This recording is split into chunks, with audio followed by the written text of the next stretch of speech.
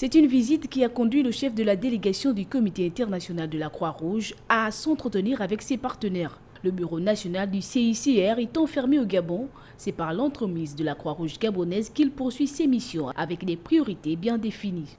On a des priorités importantes au Gabon qui sont non seulement la coopération avec la Croix-Rouge gabonaise, qui reste au sein du mouvement une Croix-Rouge importante, avec un pouvoir d'influence sur les acteurs régionaux et les autres sociétés nationales de poids. On a une priorité aussi avec les autorités dans notre relation avec l'école militaire d'état-major de Libreville. Nous avons également une priorité que l'on est en train de développer avec l'école d'application des soins militaires de Libreville.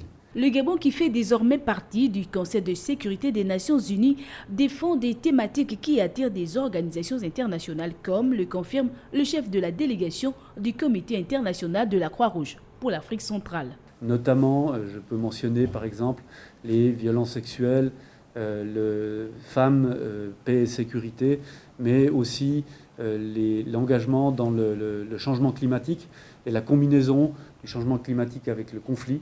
Et cette combinaison changement climatique-conflit est une thématique qui, pour le CICR, est importante parce qu'elle génère beaucoup plus de souffrance, puisqu'au conflit se rajoutent maintenant des perturbations climatiques qui exacerbent les souffrances des populations qui se situent dans des zones déjà affectées par des violences armées.